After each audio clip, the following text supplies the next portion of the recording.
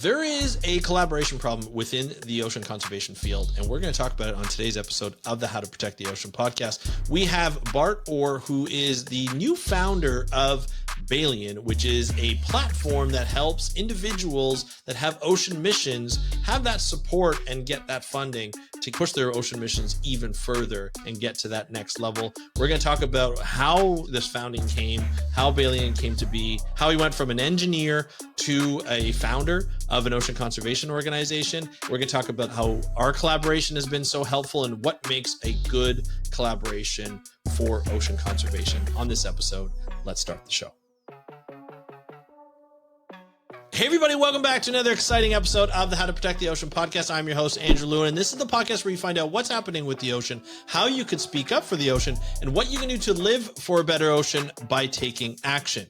On today's episode, we're going to be talking about collaboration and what the problems are in collaboration in today's ocean conservation field and how to solve that, especially in this creator economy that we talk about. We're seeing a lot more, and I'm seeing a lot more individuals come up with ideas of how to protect the ocean, how to make the ocean more sustainable, how to get people involved in making the ocean protected and conserved and more sustainable, and just helping out the planet in general. But there's a lot of problems with that because you're individual. You don't have necessarily a huge platform like some of the larger organizations do. And a lot of the times you get left out of the funding because you're not part of a large organization, which makes it really hard to collaborate. So we're going to talk about collaborations in this episode. We're going to talk about a lot of things, and I'm going to introduce my guest in just a second. But before we do, if you are interested in protecting the ocean, I want you to consider joining the Undertow. The Undertow is a platform, another platform where you can be part of a community where not only are you going to be able to support wave makers, but you can also be guided to taking ocean action, whether it be through buying specific products that we vet to make sure that they're good for you, or that you're just talking about the ocean in general and learning more about the ocean. No algorithms from a social media platform. This is all ocean all the time. Go to speakupforblue.com/join the Undertow. That's speakupforblue.com/join the Undertow to get access to that. Now, to introduce my guest today, we have Bart Orr, who is one of the founders of Balean, and Balean.org is the website, so you can go there to get more information and contact them, and I'll put it in the show notes. But Bart and I have been talking a number of times recently. As soon as we met through a friend of ours, Natalie Gilson, who's a communications person, works for Pisces Management, and she's amazing. And I've been able to meet a number of different people through these collaborations.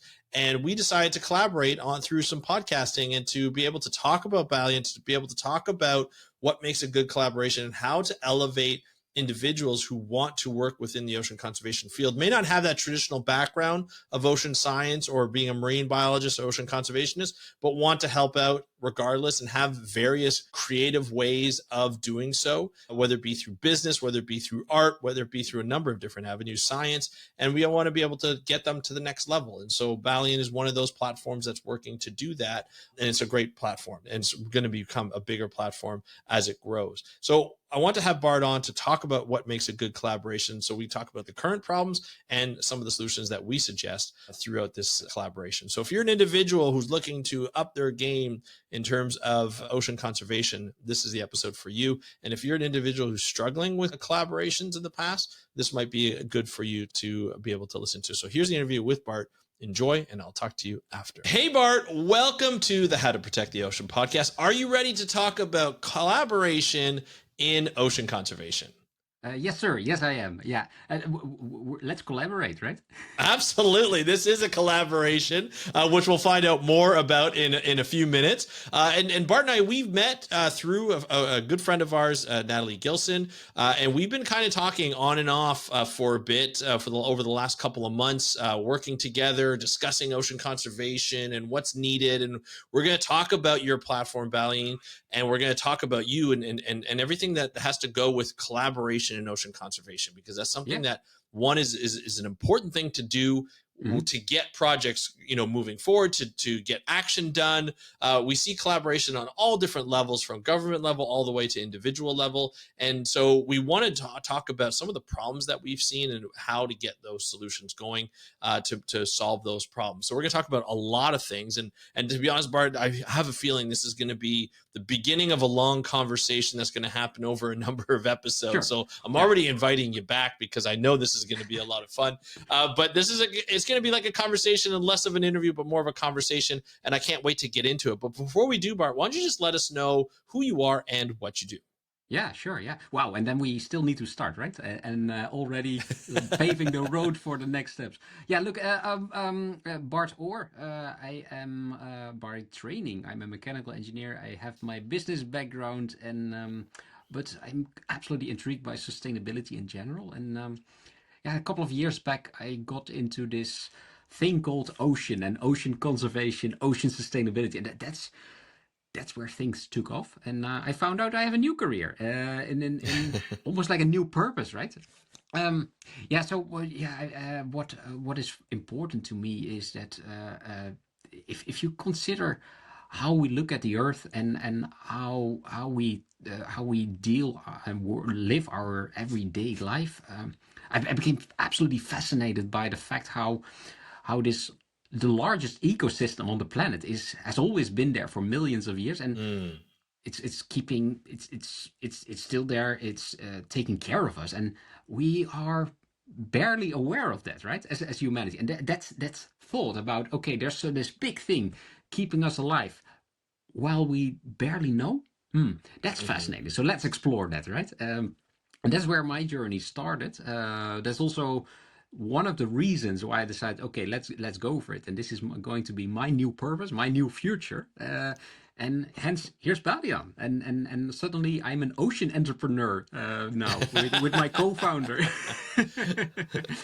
Well, Yeah. I love that aspect. And coming from an engineering background, like, why has sustainability always been such a played such a big role? A Right. lot of engineers, engineering is such a just like ocean conservation, ocean science. It's such a huge field. You can specialize in a lot of different aspects of it.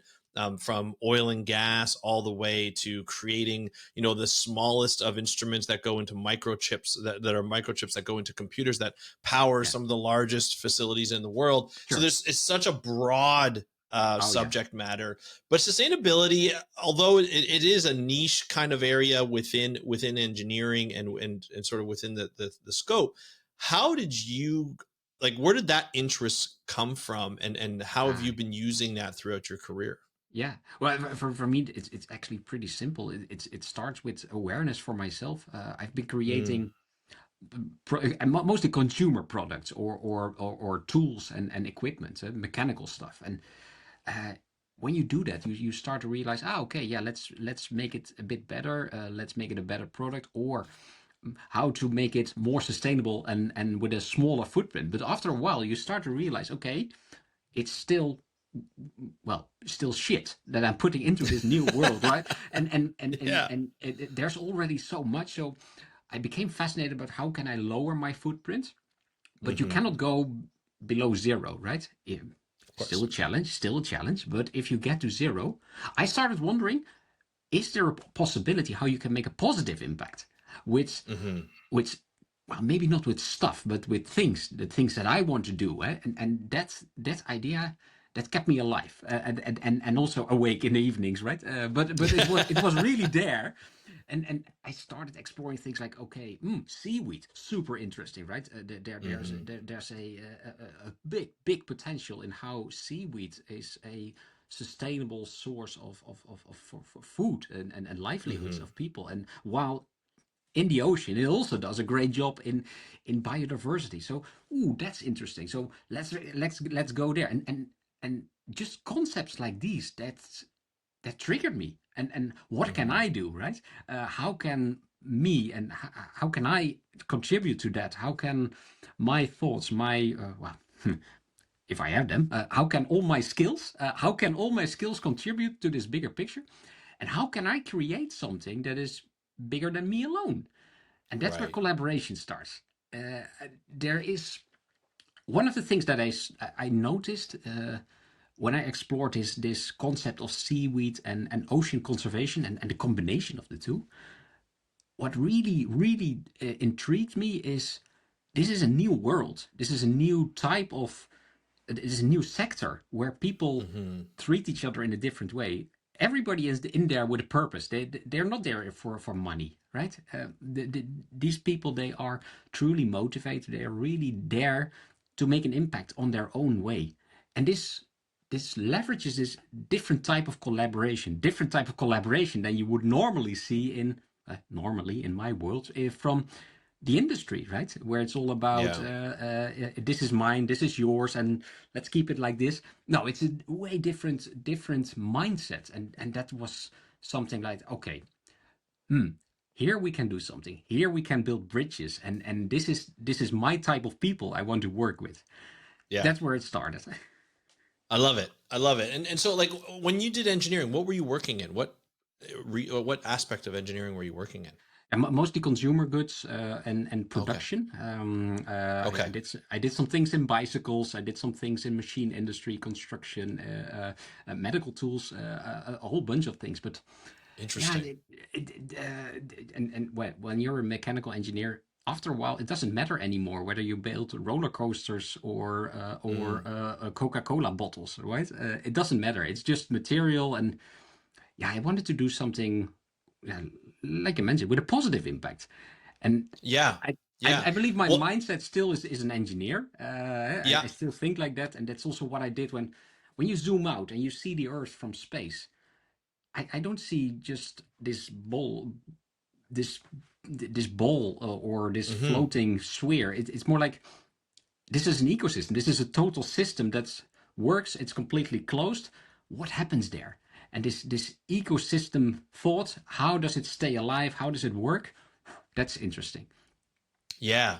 Yeah, no doubt. I think it is interesting, especially, working with consumer goods all the time. You see how like you're like, "Oh, I want this to be more like I'd like this to be more sustainable." And but you're stuck in this sort of like a cog in the wheel of, the business aspect and what, Yeah, marketing and what works for people and what people will use. And I mean, yeah. changing human behavior is very difficult, but you can do that when you create products. And I can see where that sustainability really comes in, like that Oh yeah, thought process, like how do we yeah, make this a lot more sustainable? And yeah, yeah, and I love that aspect as well.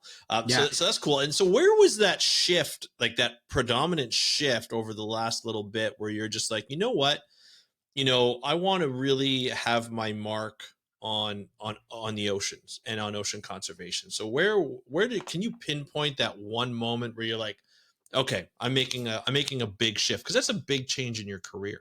Yeah, it was. Yeah, and that's quite unfortunate. I don't have, let's say, this single moment where it's okay. From tomorrow onwards, I'm going to do everything different. It was more Right. like a gradual shift. You get you're interested in something, you learn more. I had some conversations with a marine biologist, I remember very clearly, and she told me about how just whales, how they contribute to CO2 uptake, and okay, and this is just whales. Tell Yeah. me more, right? What else? Yeah. And if the more you talk, the more you speak with experts, the more you start reading, you start listening to podcasts, you learn, you watch documentaries, and whether they are on National Geographic or Netflix, whatever, you start to search for information, and you want to know more, and yeah, this fascination that's unstoppable. And for me, it became Hmm. like a new passion. I wasn't like this 10 years ago, but now there's so much we need to do. And this is the beauty. There's also so much we can do. And that was different. There's a lot of documentaries, like I mentioned, or talks that you have about people saying like, this is not good. It's we have a problem, and things are not going in the right direction. And they are right. There are problems. But what triggers me, and maybe this is the engineer taking over, I see opportunities, right? Consider this example of these whales, right? There's now roughly 20% of the original whale population still left, Hmm. and they take with will activity, that they only have like they already have 4 ways of carbon sequestering, 4 ways, and their will activity is like 1% of global carbon uptake with their Hmm. activity alone.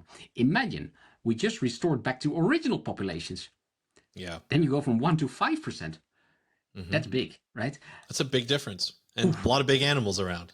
Yes, yes, yes, yes. That, yeah, and it was like that. So it's just a matter of, okay, we bring it back to how it was, and we save what we had. We save ourselves, right? So for me, it's more about the potential and how we can leverage that, rather Hmm. than how all about how much of a threat we have. Huh? And it is there, but I see the opportunities. Yeah, no, definitely. And so, in comes, Balian, which you co-founded. Um, how did that all that come about? Like, Yeah, where did that vision come from, and then how did you take that vision, from an engineering perspective, the engineering mind, and then bring about being like, okay, like this yeah, is yeah, this is what yeah. we're gonna do. Well, when you decide, okay, I want to do something different. I want to do something with the oceans. You start thinking about, okay, where can I contribute? Yeah. Who should I talk to? Hey, I'm here. I want to help. And I started noticing, okay, there's a lot of people already doing amazing stuff, and I would love to help them. There is so much we can do. Oh, yeah, these guys are doing coral reef restorations. Here they are doing kelp forest reforesting. There's another place where they work on, well, you name it. There's so much, but I noticed that, okay, it's pretty challenging for a non-scientist like me, or someone who doesn't come from conservation, or has Hmm. well, has been a banker for 30 years or whatever, and comes in with a lot of money. It's very challenging to make this change to this new sector. So I did some volunteering. I talked to people. I did my part in the best way I could. Hmm. But there was one thing that I noticed, and this was also the reason why I could not change. It was not just a job change where you go from one company to the other. I really needed to change my mindset in how can I gradually make this change to a new career, to new purpose. And for me, the trigger came into, okay, if there's one problem that all these organizations, all these people, and there are literally 10,000 of these organizations, millions of people working on ocean impact every day.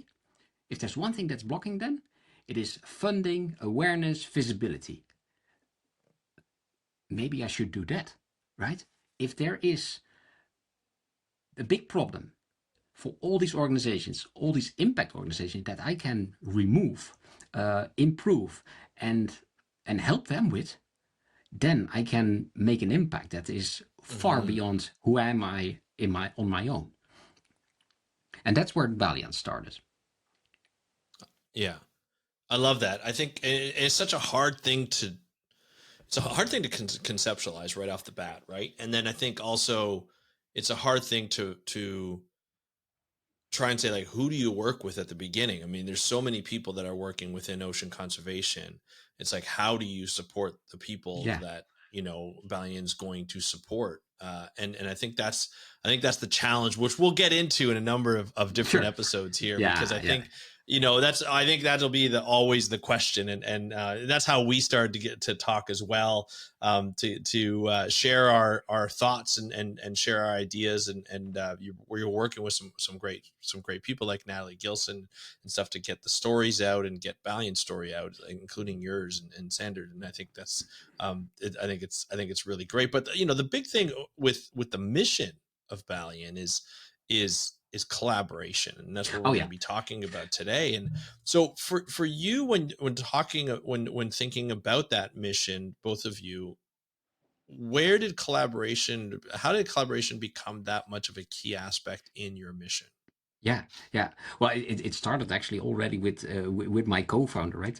We're Hmm. neighbors. We're neighbors, so we speak to each other already quite some time. And and then you I realize, forgot that. I didn't realize that. I forgot you guys were like neighbors. That's hilarious.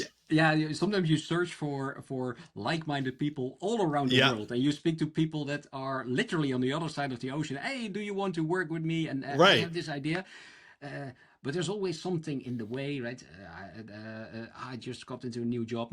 Maybe not. I just got Of married. course. Or don't have the money, whatever. And then it turns out he was living on the other side of the street, right? Here's my neighbor Sander. So this was already where the collaboration started. I started to notice that if you just express your passion or what you want to do, explain why you want to do it, there are a lot of people around you who have something similar, maybe on a small burner on the back of their head, but a lot of people really want to make an impact. And that's something that was also for us. We started from scratch. This was super important. If you speak with people and all openness and transparency, and we don't do secrets. There's no need for secrets. If you speak about what you want to achieve, what you can achieve, but you cannot do it alone. We pretty quickly realized that this is way bigger than just two people, two founders. There is so much we can do. And collaboration in general, it should be mutually beneficial, right? It cannot be like, hey, thanks for helping me and goodbye. No, it should always be like, how can we help each other in such a way that it doesn't only help me as a person or as a business or organization. How can we do it in such a way that it also helps you? And we found out that by just posing this question, okay, well, this is what we're doing. What are you doing? Where's the overlap? There are so many things possible suddenly, and doors open, right? So instead of, like I mentioned before, a simple job change. Hey, here's my CV, and here you go. No, it really became a transition into a different mindset, which is all about collaborating, openness, mutual beneficial collaboration. That is. Yeah, I think that's and I think that's really important to have that mutual collaboration, even just with your co-founder and your neighbor, which is great. Now, how do you like when you stepping into the ocean conservation industry or the field? You know, you're coming in with a brand new lens. In your experience, how do you find collaborations working within the industry, not just with your own personal things, but from people you've talked to a lot of different people. Yeah. How do you where do you get the sense where collaboration is within the ocean conservation field? Yeah. Well, the first thing that I noticed is that it's very interconnected, right? You rarely find a person who is only bound to one organization. They typically do things for this organization. They also help there. And while doing that, they have a hobby, which is also related to ocean conservation in a way. So it's very interconnected. If you speak to one, you automatically speak to 3, 4, or even 5 people at the same time. So true. So networking became a very different way compared to the traditional industry where I've been in. It's very much on one-on-one contact, and then maybe you can ask this person to, do you also have a colleague, or can you let me speak to your manager? It goes step by step. Ocean sector, ocean conservation and restoration, that's different. If you notice there is a shared passion, people will also say, oh, wow, that's great. I know what you need. I know what you want to do. And you should definitely talk to this guy. And by the way, I just wrote him or her an email. And it goes in a very different way. This networking and collaborative networking, that's super powerful. Yeah, no, I agree. And I think especially when you first start out and you're starting to make these connections and the networking becomes a big thing. And I mean, it worked for me too, from this podcast standpoint. When I started interviewing people, back in 2014 for this podcast, which I launched in 2015, I started to, interview people, and then they'd be like, at first, I knew a good number of people within the field. And so I started off with them, of course. And then they enjoyed it. we had a good time talking, and says, oh, you know who you should interview? You should interview this person. Yeah. They're working on such and such topic. Oh, okay, cool. Let's talk that.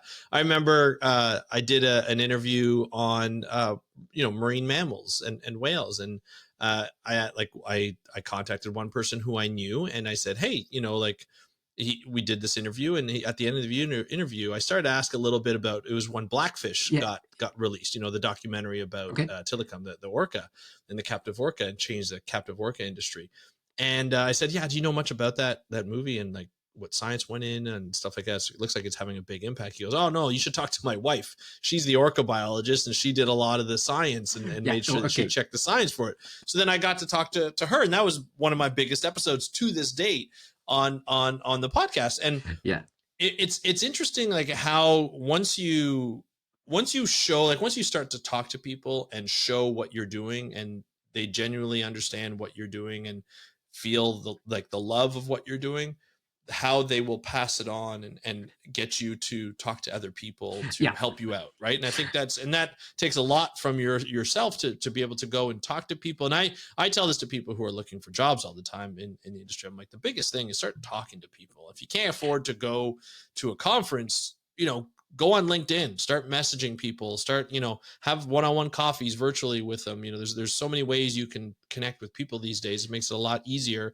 than when I was first starting. But that networking is really interesting. I feel though, when people start working together or start talking about working together, that's when collaboration really becomes important. And I find that's where we really find out where the problems are in collaboration. Have you come across, you don't have to name any names or anything, have you come across instances where, or even heard of instances where collaboration wasn't really working the way you thought it would be working, even between two different organizations or whatever? Yeah, well, we all have our own stories, right? And we met also through networking, and that was super powerful, super nice. And now we're suddenly talking to each other in this podcast, right? But of course, to me, there's a few things that are important. The first is timing. You need to speak to someone who just happens to have have the time and have this thought, this comparable thought at the same time. And sometimes you simply cannot convince a person to do the same, right? And it doesn't always work like that. I mentioned about this small thought in the back of the mind of the people about ocean conservation or sustainability in general. Some people just have a very small burner, others have a big fire, right? And that needs to be a little bit of coincidence. Sometimes you can feel it like, whoa, hold on. I hear or you sense from a person in a conversation, and this goes very well with a glass of beer in a cafe. This person has this same sense of, I can do better, I can do more. And that's the sweet spot, right? If you know, hey, hold on. What you're now telling me, I recognize what you're saying. And I've been through that. I am going through that at this very moment. And then you want to explore this together. We have shared passion. That's a sweet spot. And of course, it also happens the other way around, right? If you have conversations with a friend, even if they're very close to you, it can sometimes mean that this person doesn't feel the connect or doesn't care about it as much as you do. Coincidence. Yeah. But on a more professional, sorry. Yeah, please go ahead. No, go ahead. Continue. Go ahead. Yeah. On a more professional level, it can also be sometimes like internal priorities and the industry in ocean conservation restoration. It's a lot of small initiatives, smaller individuals that sometimes do this besides their day-to-day job, right? That's amazing. So much energy and compassion, passion about what they want to achieve. And these are the people who have a really big and open mind about, oh yeah, sure, we should. They are truly motivated to make a change. Yeah. While bigger organizations, there it's for some people it's just a job, while others are there for making an impact and purpose. And you also need to be a bit lucky. But I found out that especially these smaller initiatives, the things that are not super, super big yet, there's so much potential, so much innovation, knowledge, passion. I feel like they deserve to be successful, and Yeah. in a way sometimes I feel like that myself. I'm just starting this together with Sander, is in since October 24, pretty recently. So we're absolute beginners.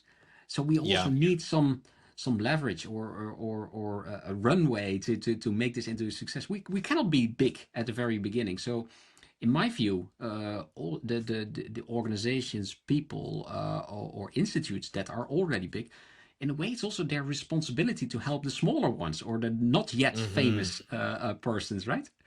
And that's, yeah, that can be challenging. That can be challenging. I think it could be challenging, but I think it has the most potential, to be honest, like these individuals, because I think the times that we're in and the technology that we have, in that creator economy or that Yeah. influencer economy is becoming bigger and bigger and bigger.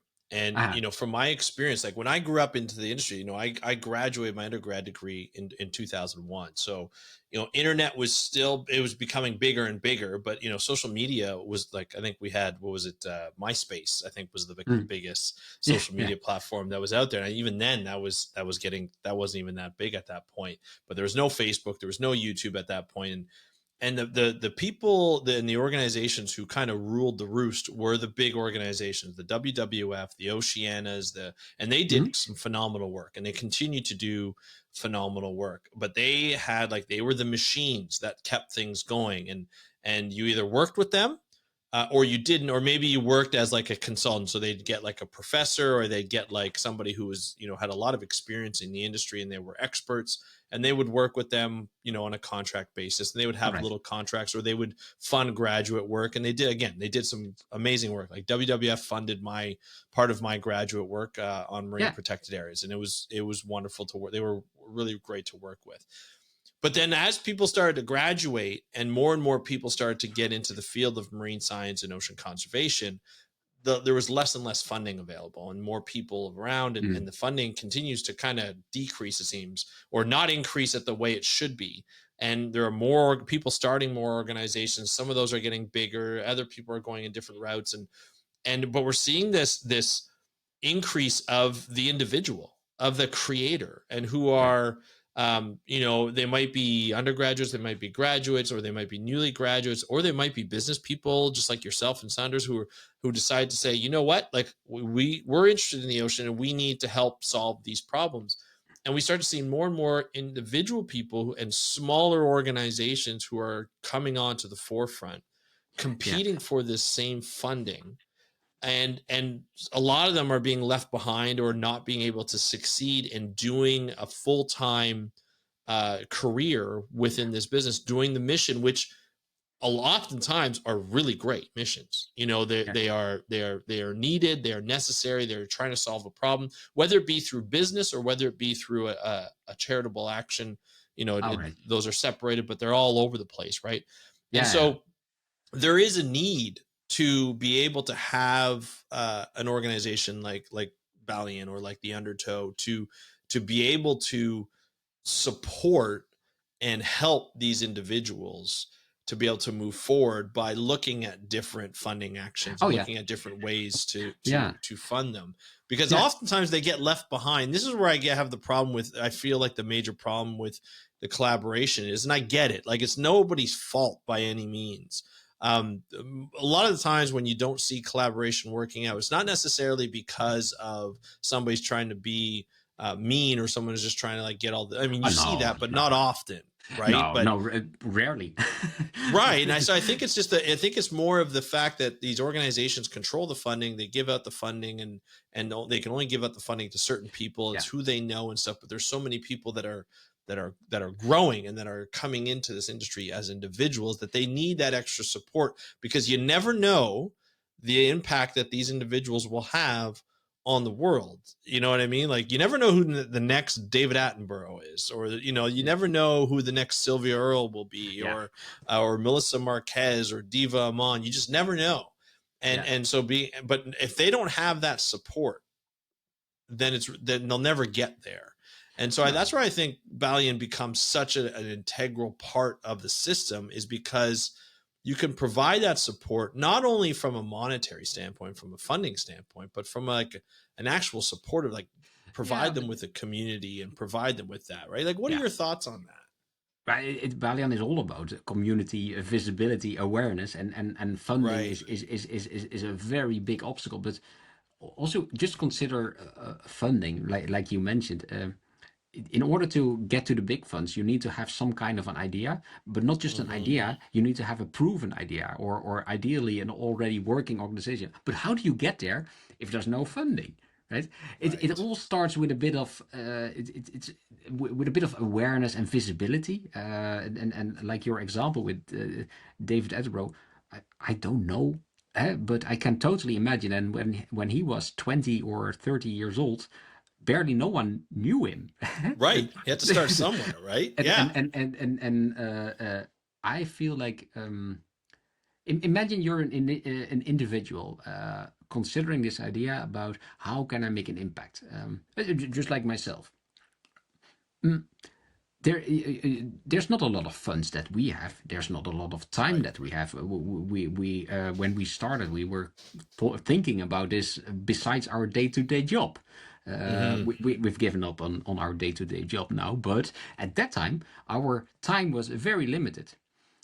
So little time, almost no budget, but there was a big difference, and that is we are really, really passionate about where we want to go. So our North Star was there, and it hasn't moved. We are. This is what we want to do. This is where we are heading, and this intrinsic motivation, this sense of purpose, and I really, really need to end up here in this domain, and this is what I want to do.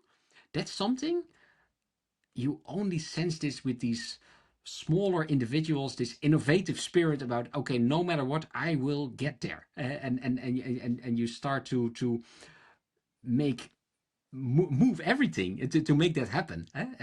This drive, that's something that's super powerful, and that's where Very also where we powerful. we feel like, okay, these individuals, these smaller organizations, the start, they do need the same attention, and there should be no limitation on the smaller initiatives. They should deserve the same respect and the same visibility like the bigger ones. We all make impact in our own way, Mm-hmm. but it should not be limited by just or how to let me put it in different words. You cannot be successful all at once. You also need to start Right. small. 100%. Yeah. And that goes for everything, and it makes so much sense. But how to live upon that? We feel like we can just simply leverage the opportunity there by removing the Mm-hmm. biggest obstacles. Yeah. And collaboration, yeah. You will find situations where you cannot collaborate, where someone says, "Oh, sorry, I don't have priority," or "But I have my own project."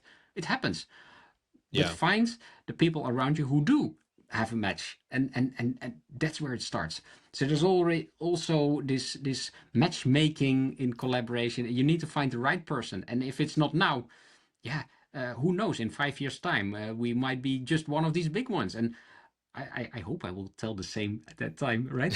But we really, really believe that all these smaller initiatives, all innovation can come from anywhere, no matter whether you're a scientist, whether you're an Yeah. individual like me, whether you live in Australia, in Africa, or wherever. I don't care. It's just people. It's in innovation. It's Yeah. spirit. It's purpose. Let's make use of it. It's there.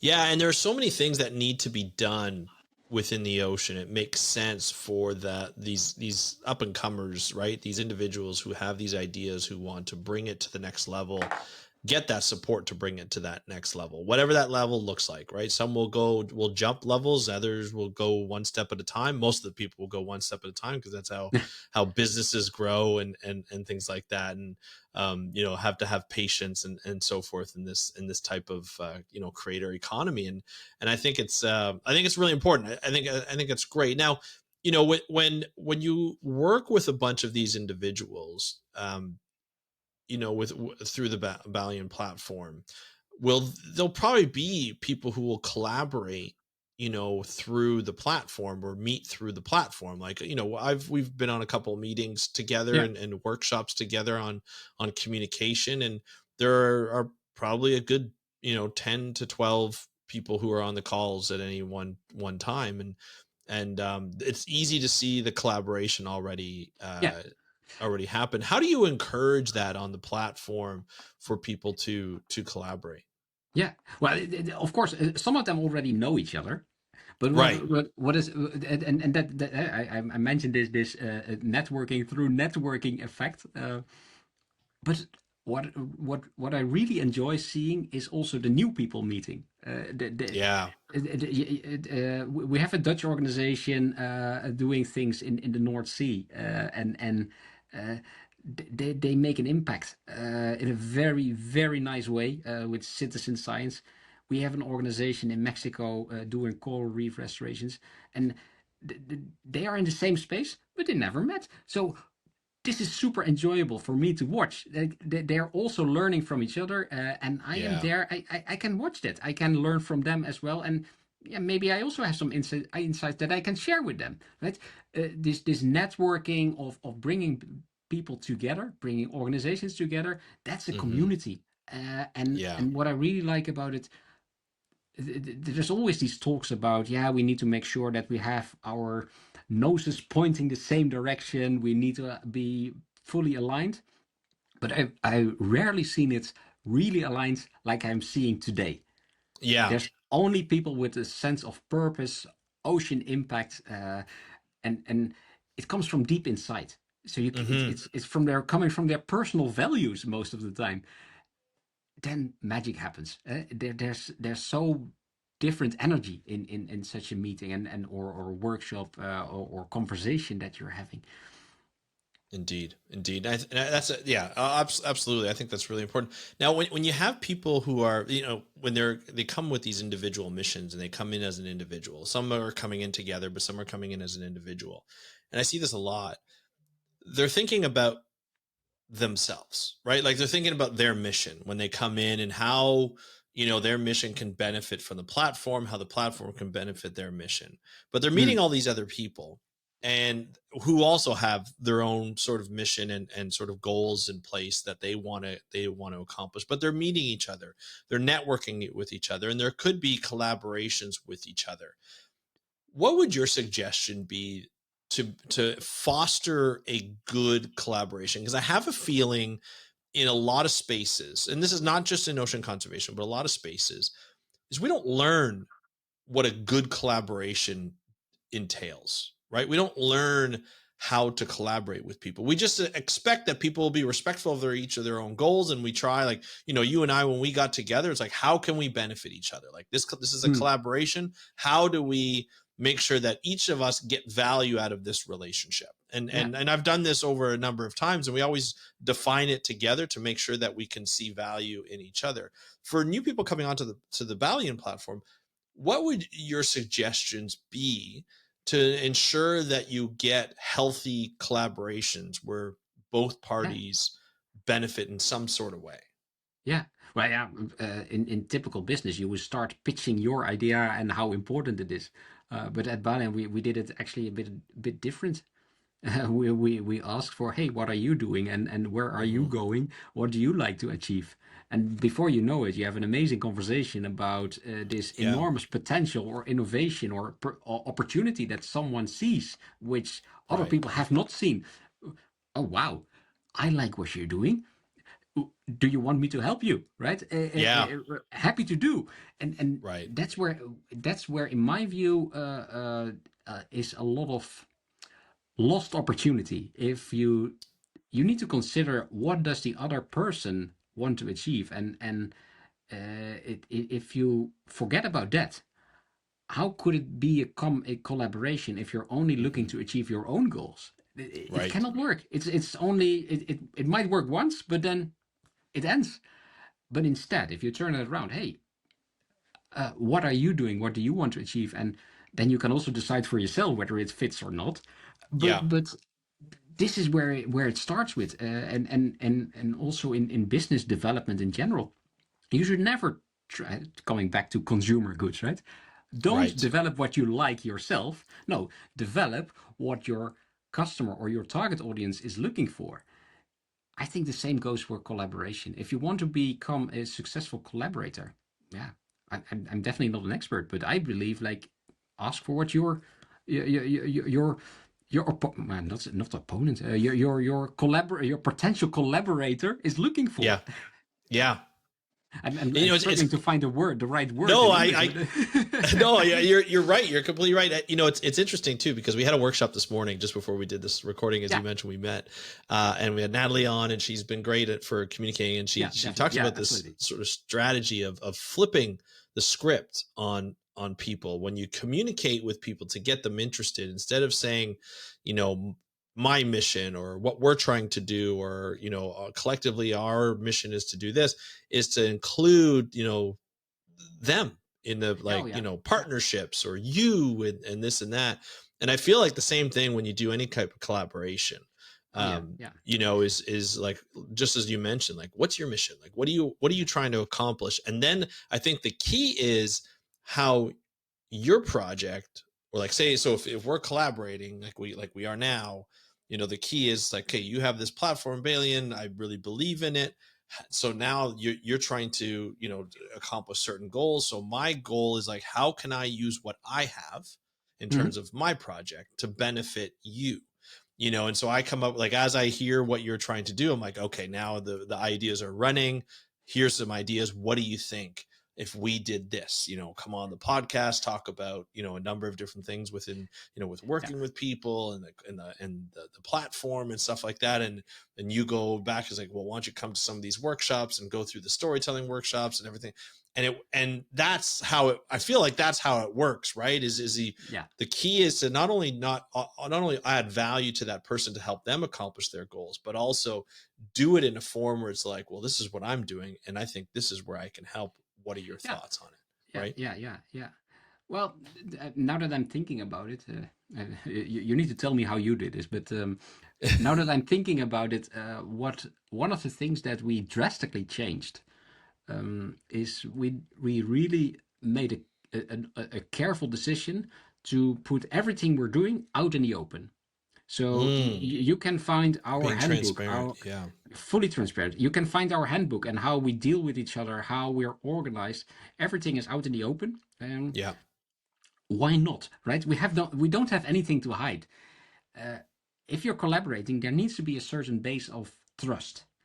Mm-hmm. And we really started wondering for ourselves, why should we hide anything?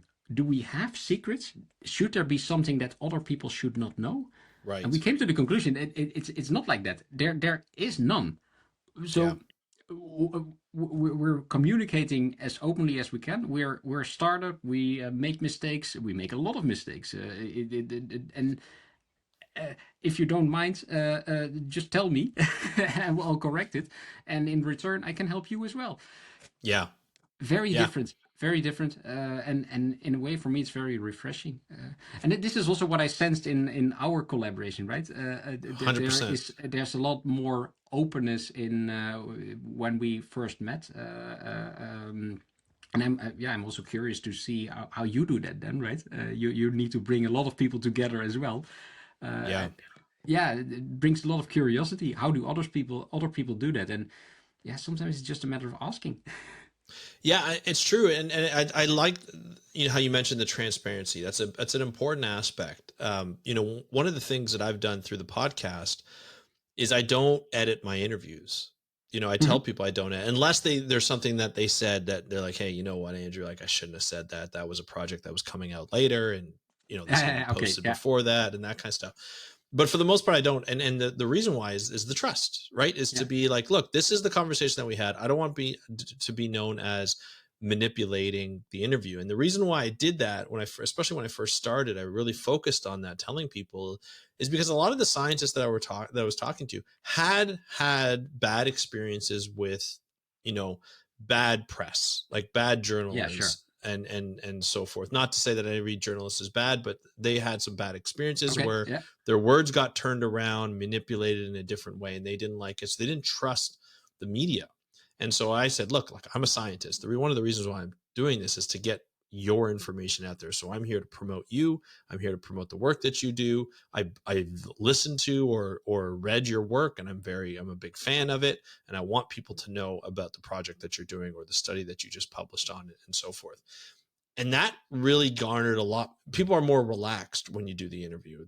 They're Yeah. not as uptight. They're not as nervous. It's more like, it's kind of like this. It's more of a Yeah. conversation. And I think it's a very important aspect to the work that I Yeah. do. Yeah. Yeah. And not a lot. I don't usually advertise it because I don't need to, because like the conversation is all out there. And it's kind of funny because I've had, some people, not many, but some people who are just like, oh, well, your interviews are like really long, and do you need to know every bit of detail about that person? And you're just like, no, you don't. But it also goes towards that personality of that scientist or that Mm. conservationist or that person, my guest, and people get to know them a little bit more. Plus, I publish everything because I don't want to like just cut it and cut it and cut it and try and Yeah. manipulate it into a different story. I want the Yeah. conversation. I want people to, like, basically you're sitting in on a conversation I'm having. That's why I started the podcast, and that's Yeah. how Yeah. that's the focus of the structure of the podcast. And I think that's important, but it goes back to my point of and your point of the transparency and trust to build. And then at the end of the episode, people are like, I love this. Like, this was a lot of fun to do. Mm-hmm. Can we do another one? I've had Yeah. people Sure. ask right off the bat, like, hey, let's meet and let's do another one. Like, this is Yeah. a lot of Yeah. fun. Yeah.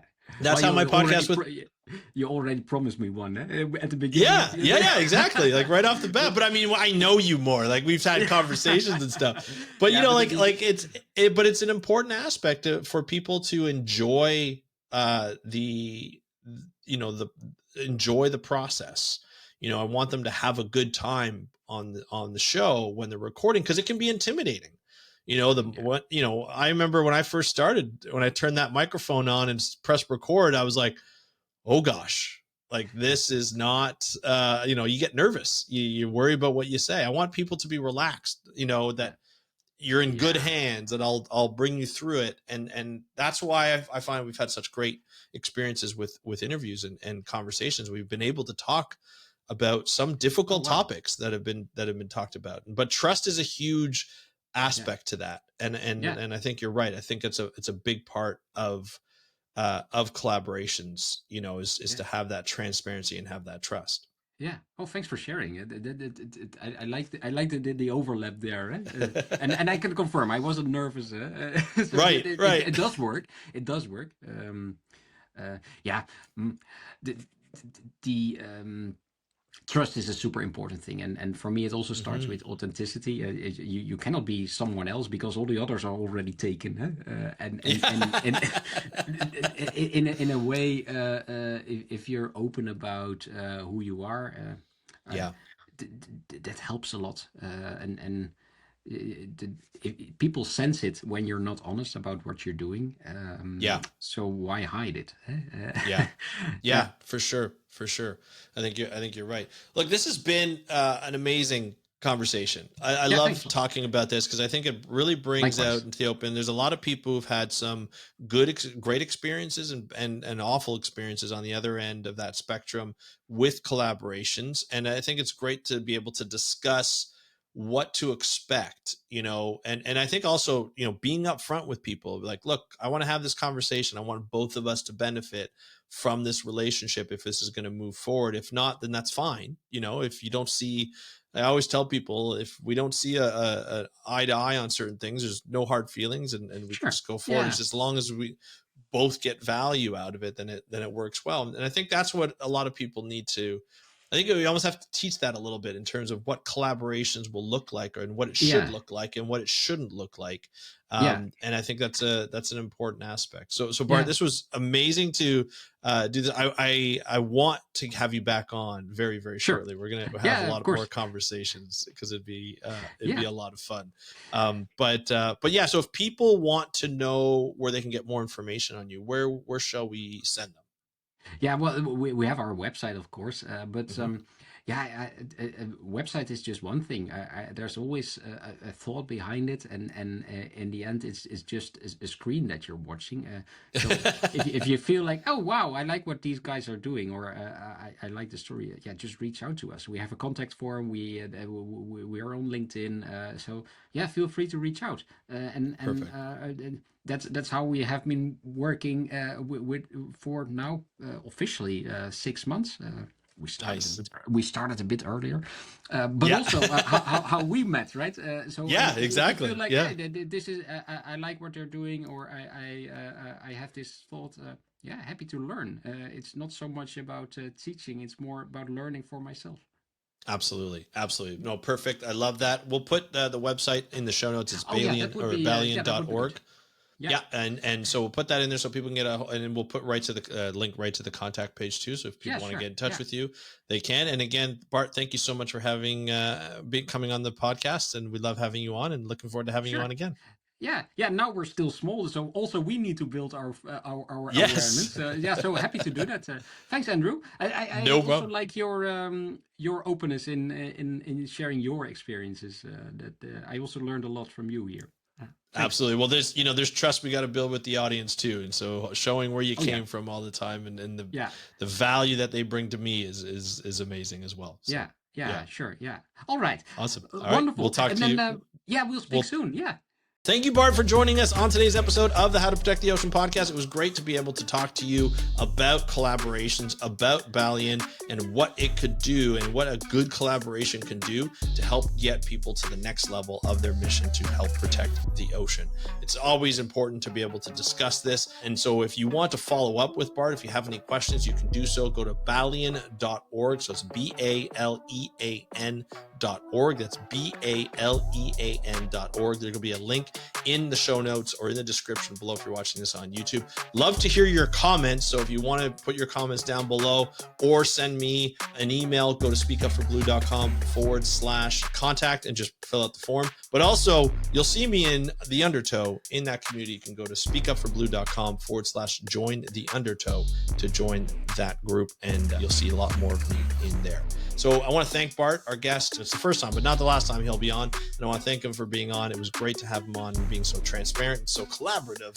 And I want to thank you, the listener, for listening to this episode of the How to Protect the Ocean podcast. I'm your host, Andrew Lewin, from the True North Strong and Free. Have a great day. We'll talk to you next time, and happy conservation.